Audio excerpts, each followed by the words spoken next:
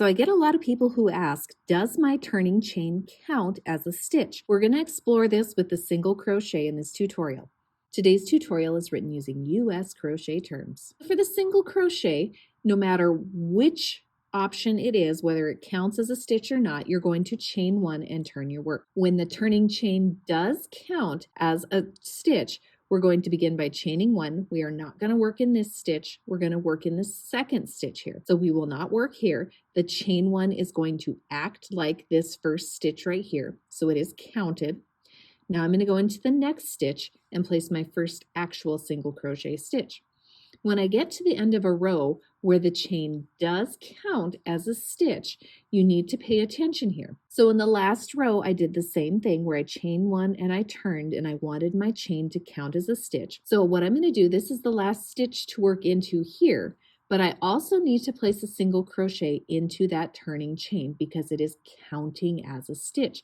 So it's kind of hard to see over here, but I'm going to work right over here and I'm going to place my last single crochet for this row into that turning chain because we have it counting as a stitch, so it needs to be worked into.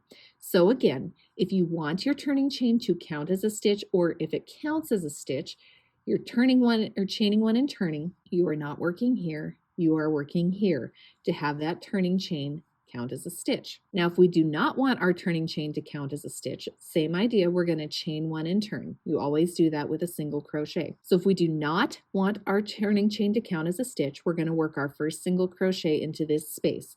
And we're going to just use that turning chain to get our yarn up to our height. So our first stitch goes in that very first space right there. Then we would work single crochets across the row. And when we get to the end of the row, we'll work our last single crochet in that last stitch. This time, however, we will not work into the turning chain. So you can kind of see it hanging out down here. It'll start to blend in with your work as you do more rows, but we are ignoring it. We're pretending like it doesn't exist and we are not working into it because it does not count as a stitch here. So again, if you do not want your turning chain to count as a stitch, you're going to work it in the first space.